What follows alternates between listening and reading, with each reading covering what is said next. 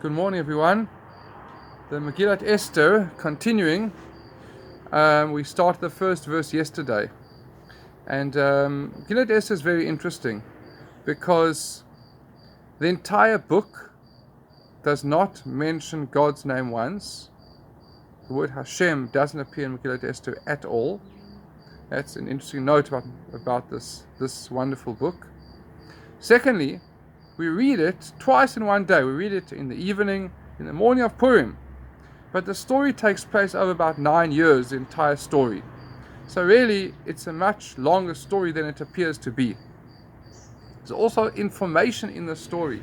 This is part of the books of Tanakh, of our Bible. And this is written with great prophecy by Esther and Mordechai, who wrote this Megillat Esther.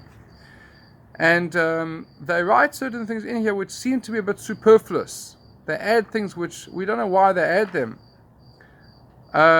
They could have added more things, and they could have left things out as well. They add the following verse 2.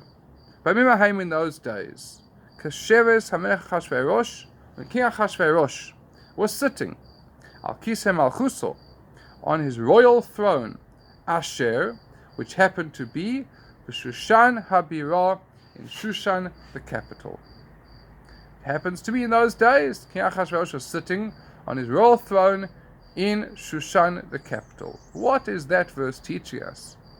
So we know, also from other books in Tanakh, Achashverosh was the king of Persia. Persia is Iran today. They took over the empire from Babylonia, which is Iraq. So Iran conquered Iraq and became the world dominating force at the time. And Achashverosh, we mentioned in the previous verse, he married Vashti, who happened to have been the granddaughter of Nebuchadnezzar, the mighty king of Babylonia who destroyed the first temple. Achashverosh himself apparently wasn't from royal blood. He happened to get in through his money, managed to get in through to become the king, but he wasn't from royal blood himself. His royalty came from his wife, Vashti. This verse is telling us the following. It's saying, you know where his throne was? His throne was in Shushan, the capital. Why is that surprising? The Vilna Gaon points out that all the kings before him placed their capital in Babylonia. Even though they might have been from Persia or Media, this was Iran, they put their capital in Babylonia. That was structured to be the capital city in Babylon. But his capital was in Shushan. This is the first time the capital became now in Shushan. And why was that so? So I'll tell you very briefly a fascinating midrash that the Vilna Gaon brings. And he says the following. He says, in the book of Kings, it talks about King Solomon and his great palace and his great throne. And his great throne was a magnificent throne. The midrashim tell us his great throne was beautiful, ornate.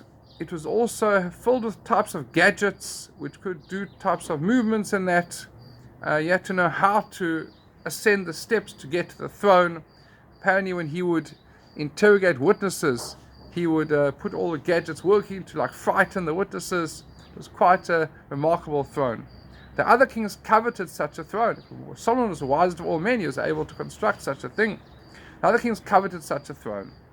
And eventually this throne was captured by the one king. They did not use it properly. Eventually not continued to be used.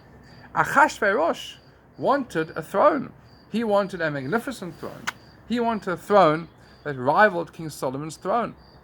So he ordered his construction workers to make a throne for himself.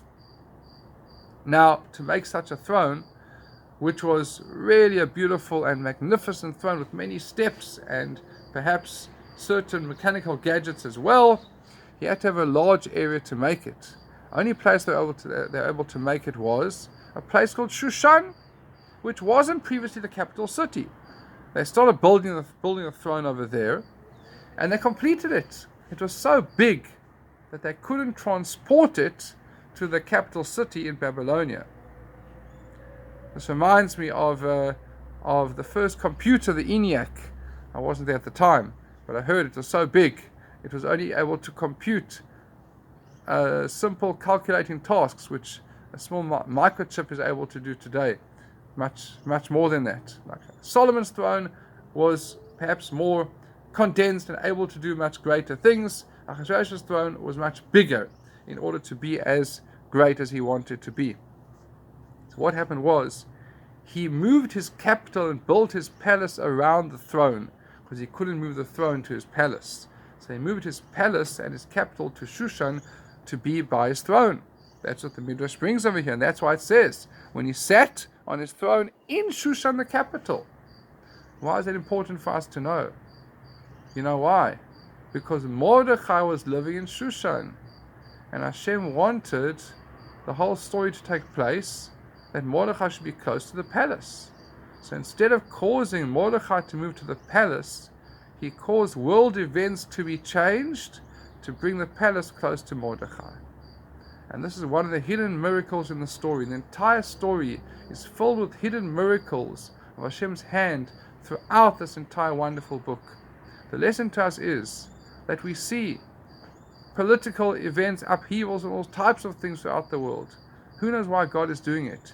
He has a master plan, and all of those events are ready to lead to the fulfillment of his master plan, wherever it might be, eventually with the Mashiach and the temple finally rebuilt in Jerusalem, please God, soon.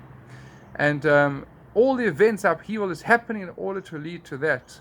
So Hashem has a plan behind everything. Things might seem to be random, but he has a reason why he does everything. And so too, what we're in right now, there's a reason behind it as well. We should be able to see the positive fruition of all that we're experiencing right now. I wish you a wonderful Shabbos, a very good Friday. Bye-bye.